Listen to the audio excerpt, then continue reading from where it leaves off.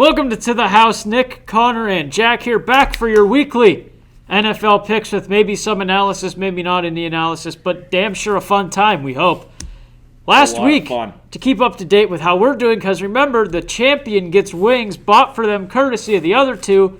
Connor and I still owe Jack wings from last season, but it's fine. Jack and I tied for the lead now after last week, in which Jack went 11-3, I went 8-6, and Connor went 7-7. Connor sitting in last, but not too far behind just yet. Jack, it's a battle for the deed, I suppose.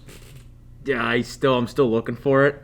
We're tied, so I mean, it's almost solely in your possession again. Yeah, well, I mean, like I'm saying I'm looking for it, but I really am. I'm totally looking for it. Yeah. We're looking. Nothing new on my avenue. I gave him a little bit of a jump start for the season, just to keep things interesting, but. You know, in the end, it's the superiority up here.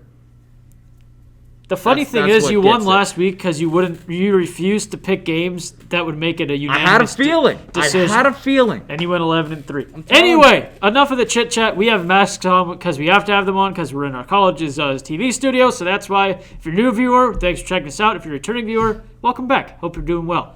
Anyway, let's get right into it. Thursday Night Football back this week after a brief hiatus. Last week, it's the Giants visiting the Philadelphia Eagles. Giants coming off a win. Eagles, a loss to the Ravens. Who are we going to take in this one? Because I think I'm going to go with the Philadelphia Eagles, even with Miles Sanders out. My boy Boston Scott, finally, my last round pick in my fantasy draft, is going to help establish that run game and lead the Eagles to a victory. Fulgham has been pretty good for the Eagles. I'm going to go with them as well. I think it's going to be a tight one, actually. Giants coming off that big win by 1 point against Washington last week. Supremacy in that division on the line, too, almost. Yeah, exactly. Almost. Now with the Cowboys going down. Zach Ertz is out, too. On top of that, I'm going to go with the Eagles still.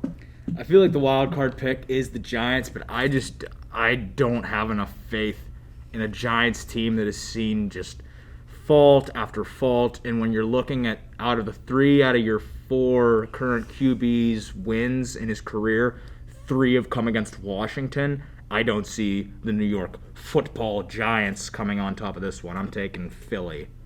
So that's a unanimous decision. It is. That is. Let's see what we have in store for the next game. It's going to be, I don't have the games up in case you can't tell I'm cheating off Jack. The Steelers at the Titans. Battle of 2 of the, 3 remaining unbeaten teams. Derrick Henry off a monstrous game. James Conner had a good game for the Steelers in a game against the Browns in which it wasn't close, although the Browns fans would have told you it was going to be the game of the year and the Browns are going to whoop the Steelers. Besides the point, you all know the rules. I picked the Steelers till the Steelers lose. This time I'm really doubting it, but I'm sticking to my word. I'm a man of my word. Steelers edge out the Tennessee Titans, even with the missing Devin Bush. As do I. I just have so much faith in this Steeler team. Spillane was able to come in and fill the role. Granted, fill the role late in a game where the Browns really didn't have a lot of steam going. Baker had already been showing signs of those bruised ribs really taking a toll on him, with how much the defense was hitting him. But I think the Steelers are going to be able to hold this one out. It's going to be close. It's going to be real close. I'd say that a field goal separates these two teams. But I'm taking the Steelers. As I mentioned before, whenever this game was originally scheduled, this is a make-or-break game. That still holds true, both 5-0. Steelers' first time since 1978 when they won Super Bowl 13 that they're 5-0. Titans really surprising here. Let's knock on wood because I'm going to go with the Steelers as well. That defense has been just too good. They dominated the Browns this past week. I'm going with Pittsburgh. Here we go. Game number 3 on our slate. Going to be the Dallas Cowboys at the Washington Football Team. Cowboys' very ugly performance against the Cardinals, but I'm still going to ride with the Cowboys in this one over the Washington Football Team, a team that I personally don't have much faith in. I think it's really funny that Washington opens up favored against the Cowboys. Favored. How about that? It's just funny, man. 0-5. This whole division's a joke. But during Sunday Night Football, it was Monday. It was Monday Night Football. Monday night. The second of Monday Night Football. The second of the doubleheader on Monday night. One of my friends texted me, Bama's up 14-0 on both of these teams, and this was at the end of the first quarter. It was a rough one, but again, Kyler Murray's able to edge it out, being the star athlete he is. He's really good. I love watching Kyler Murray play. He's electric, but this Dallas team just looks stagnant, as does the whole division. But I gotta go with I got to go with Dallas here because Washington is just in such disarray. Absolutely, I got to go with Dallas as well. Washington did come back a little bit there in that Giants game, losing by 1 point.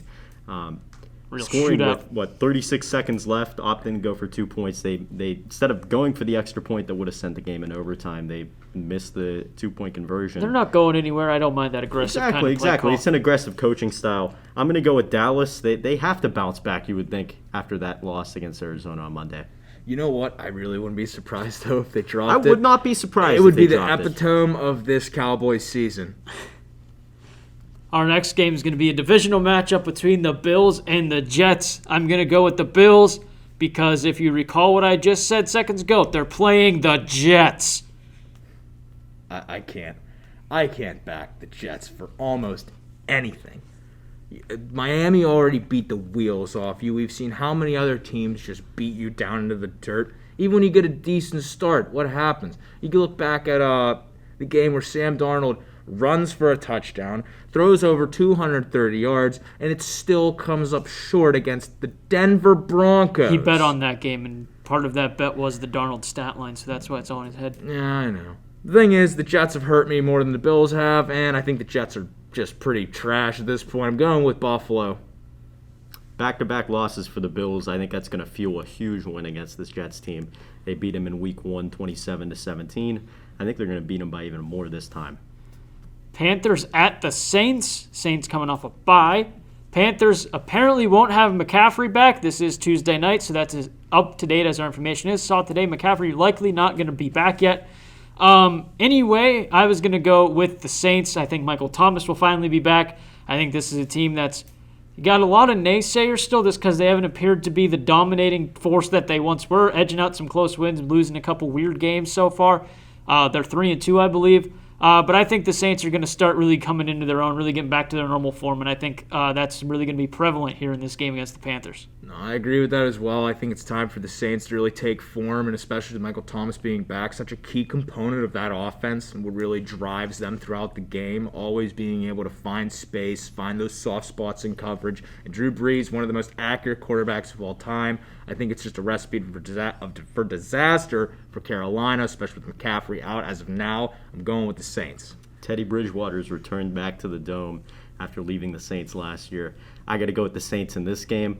I don't see that big of a homecoming, at least experience from him. Michael Thomas, as we mentioned, back. Saints won 6 out of its last 7 against Carolina, and I think they win it again.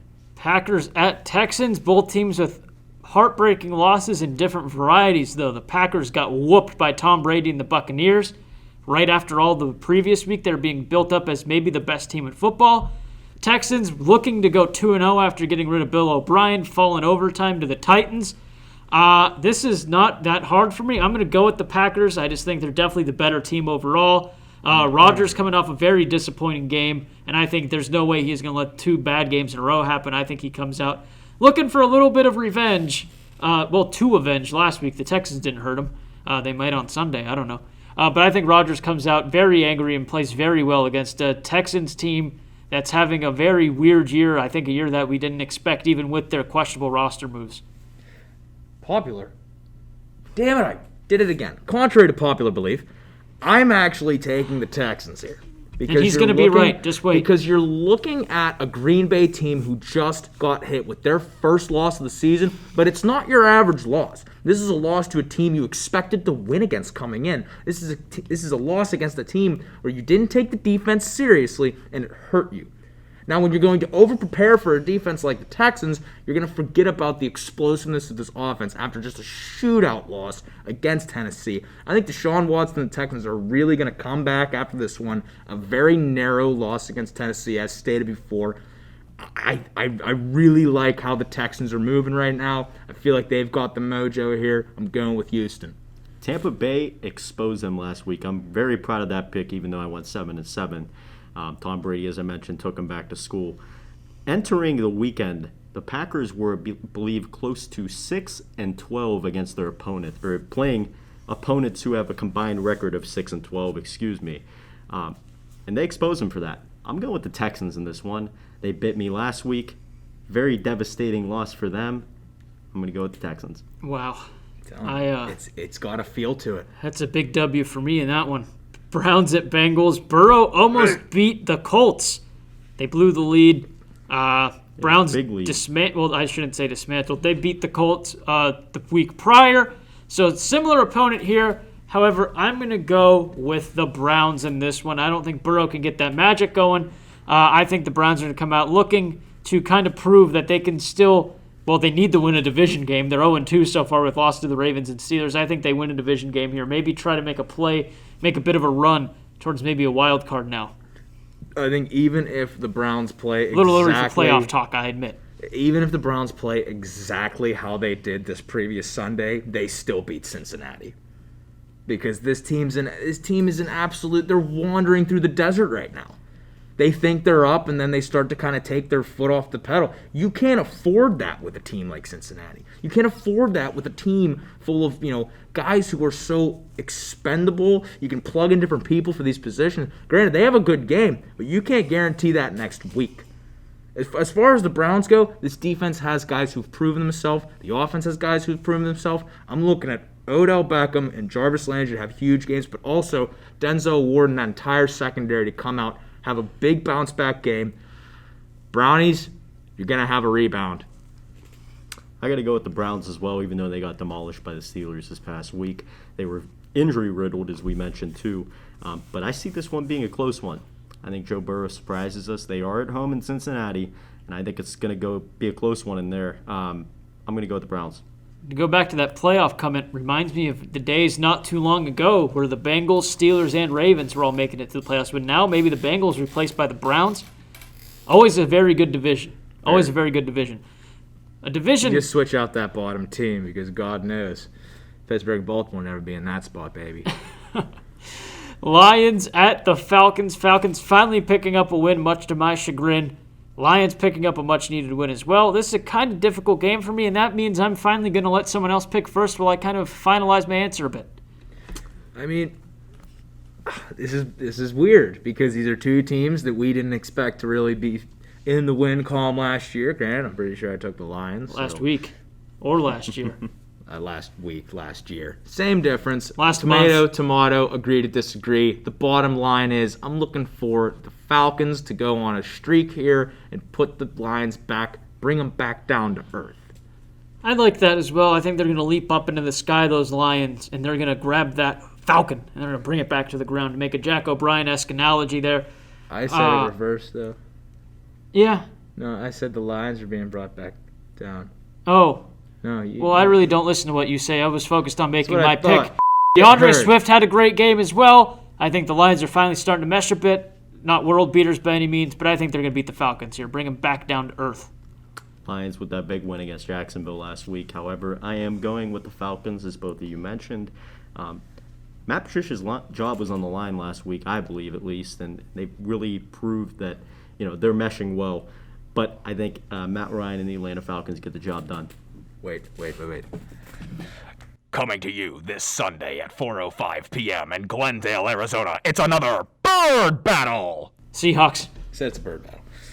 Yeah, I'm taking the Seahawks. I was going back to the previous game. Yeah. I already make myself look bad. All right, fine. I'm taking the Seahawks as well. This team's coming off a bye. They were looking really good coming on. Russell Wilson putting together a little bit of an MVP season. That gritty win over the Vikings the week before the bye. Exactly. They got a couple chinks in the armor, but you know what? I'm feeling good about the Seahawks. I do regardless. too. Even though the Cardinals dismantled the Cowboys, I think the Seahawks still win this game. The Seahawks aren't the Cowboys. They're not the Cowboys. That's a very good by point. a wide margin. Somehow, some way, I believe the Arizona Cardinals are going to win this game. This dude always thinks he's so deep. I'll tell you what, I like going after these type of games like this. I like it. I think the biggest factor, surprisingly to me, is that it's in Arizona. And I think Seattle doesn't play that great down there. Sold-out arena. Oh, wait, we're in COVID times. However, I think the Cardinals do win this game this week. And that's why he's in last place. I don't hate I take risks. I don't hate I do the too. pick It's a risk I I'm sit willing next to take. you every week. The Seahawks kind of have this essence to them, kind of like how the Steelers, they might drop that one game. Yeah. And I think, the Cardinals, they have some weapons on this have potential. team. Buda Baker had a great game against Dallas. And when you're looking at guys like DeAndre Hopkins and Kyler Murray on the other end, they can hurt you. defense for Seattle. Any kind of weakness. Jaguars and Chargers. It's not been great. Jaguars and Chargers. Justin Herbert gets a win. I love Justin Herbert. Keep proving the doubters wrong who said he was a bust. It was a waste of a pick. Jaguars are a good team to do it against, especially at home. I know not a lot of fans, if any, are going to be permitted. I don't know what the rules are in California because, frankly, I can't keep up with these stadium rules. They won't even be Charger fans. Very good point. Too bad the Jaguars don't have fans, so out-of-town fans won't be coming either. Anyway, I'm going to go with the Chargers in this one. Hopefully Keenan Allen's playing. Not for my fantasy team anymore. He was given away in a trade. Give it away now. But I'm going to go with Chargers here. Keenan Allen's questionable in this And the running back situation with Eckler being gone, still a little shaky. I still have a lot of confidence in the Chargers to win this game. It is time to go against the grain. I am taking the Jaguars because the Chargers just really don't seem like a confident team to me. It looks like a clear-cut win for them. But in the end, I know how the Chargers play. I know the mantra of this team. I know the essence. He's been in the locker room. The spirit. The battlefields. Of the Los Angeles. I almost said San Diego. Remember that when they played for a city that wanted them? Wow. I'm taking the Jags on the road. I think Minshew's going to come out and just really have a good Uncle Rico feel to him because remember when that was a whole thing. Justin Herbert played very well against the Saints before going on bye. Who dat? Now coming off bye. I'm going to go with the Chargers in this one. Smart man. Not that impressive. Way to finally make a good decision on this fine night. 49ers at the Patriots. Everyone said the Patriots were going to dismantle the Broncos. Everyone said the 49ers were done, and they somehow beat the Rams. I didn't say that. He didn't say that. Raheem Mostert is gone again, but it looks like Jimmy Garoppolo is kind of returning to his normal form. I'm going to go with the 49ers in this one. Against his former team, Garoppolo. I don't feel that way. I don't feel that way. Go ahead. Don't feel that way. The thing is, you're looking at not only someone who played under Belichick, so if you don't think Belichick has at least half a binder full of Jimmy Garoppolo's greatest weaknesses, they're probably going to slip something in his food before the game. I mean, they've got it down to a science at this point. They've got they know all these things you don't know. That's the thing about the Patriots. They're good. They're sneaky. And that's why I'm taking them in this one. They're going to pull out the Broncos. They're going to pull out a sneaky win. They looked like a team that didn't touch a football in the allotted period. Granted, they actually listened to the rules unlike the Titans, but again, we went over that on the podcast. Check that out to get our takes on what the Titans, what the situation is, what the whole conversation about the Titans is and should be for that matter. But the Patriots, they looked like a team that hadn't been near a field, hadn't been near a football, or even a playbook or a team meeting, for that matter. That's a lot of things we're starting the list here. I know, but that's the thing. This is what goes into preparation for an NFL game. There are a lot of attributes at stake here. I know a lot about roster tweaking in Madden. New England's getting back to business this week. 49ers are going to have a tough loss, but nothing they can't bounce back from. Belichick did cite that as a lack of practice during that time with COVID-19. This is the first time that they were below 500 late in this season since 2002. I'm going to go with the Patriots in this one for that fact alone. I think they come back from it. The ganging up on Nick is just disrespectful. Hey, we'll see. Chiefs at Broncos. I'm going with the Chiefs here. Not going to be much of a game in my opinion. I think Le'Veon Bell is going to play this week, I would assume. I don't believe so. He can't play? Yeah, I believe they said he's not going to play. Well, I really don't care. Le'Veon Bell, no Le'Veon Bell, Taco Bell, Liberty Bell, it doesn't matter. Don't need any kind of bells. They're going to ring the victory bell. That is the only bell they need to counteract my statement if they don't need any bells. Chiefs win. Yeah, Chiefs. There's not much to this. Chiefs are going to win. Got to be the Chiefs. I think the Broncos came off of a kind of a weird win in that Patriots game. McManus, 6 field goals, no touchdowns. Can you believe that one? Yes, if you look at that offense. Honestly, that offense has been just atrocious on top of that. My boy. But I don't think they can win on field goals against the Chiefs team. Their defense has been playing pretty great. They have Jerry Judy. They do have Jerry Judy. Yeah, my bad, not Ruggs. I promise I watch football. It's been a long night. Ruggs is with the Raiders. He's with the Raiders. But I got to go with the Chiefs in this one. That offense has been Lamb's with the Cowboys. That's Jefferson's with the Vikings. There, I know my rookie receivers. Sunday Night Football. You're going to have to wait and hear what Ethan's gambling picks are first. Ethan.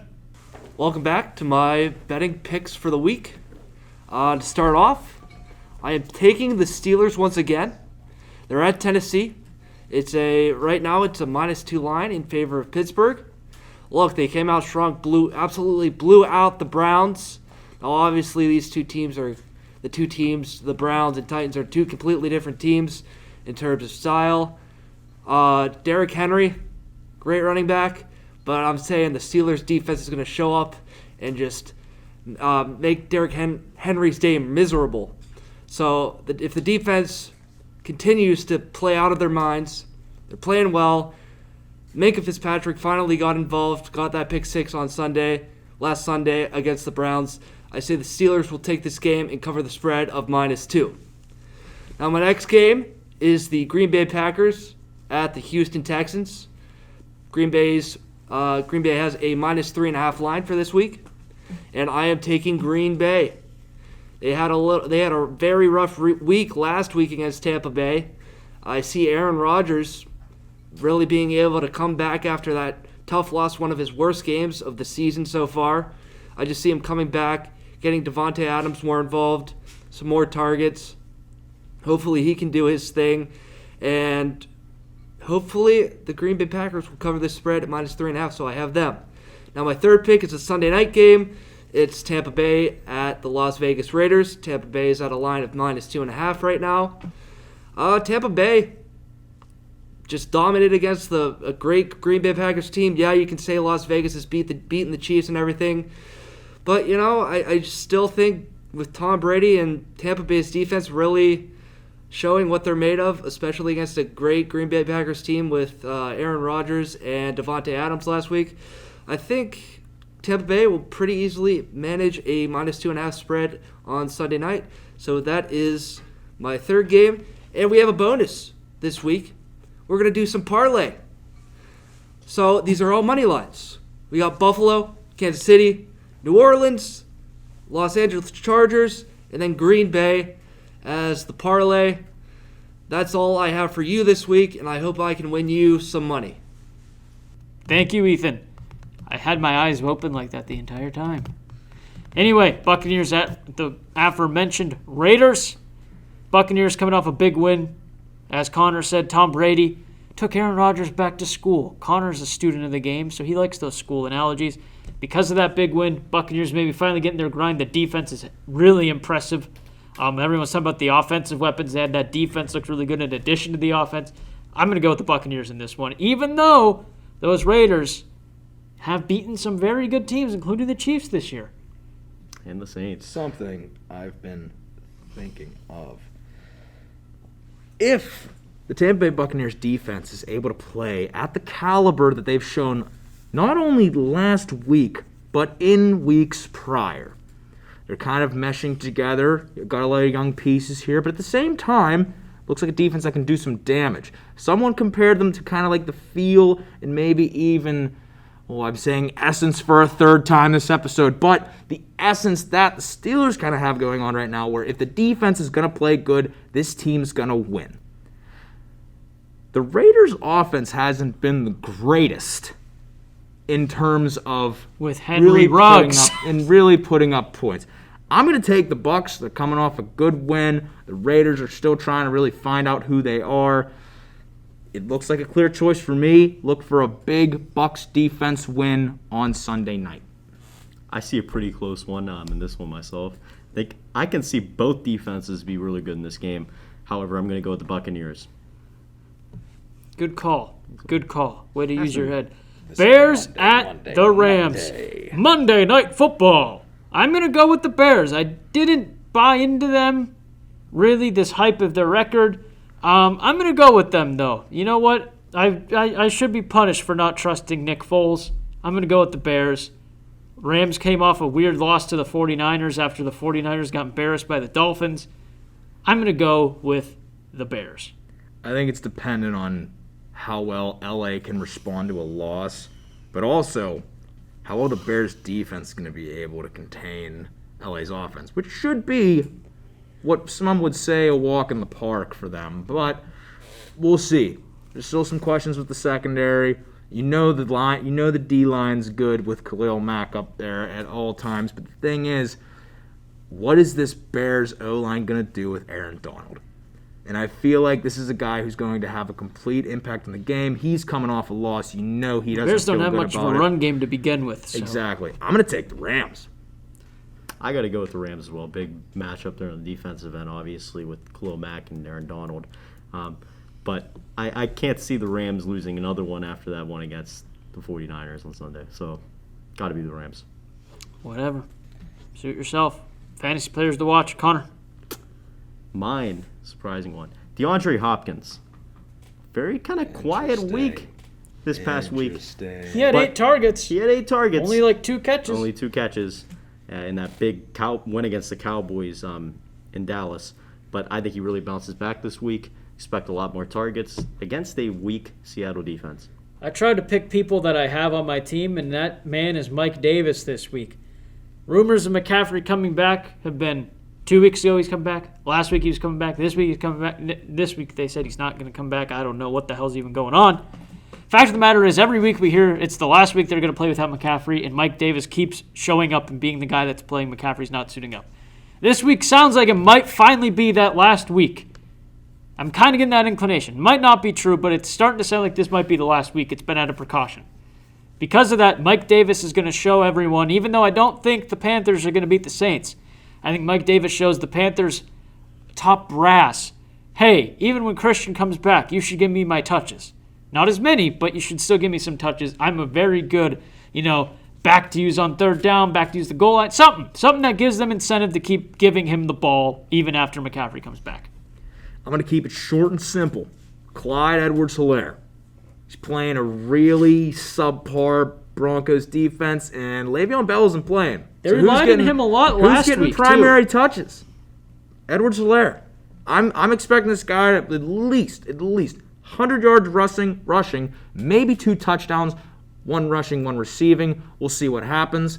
It's a guy who runs hard, great to use in short yardage situations, but he can also bust out some big ones in the red zone.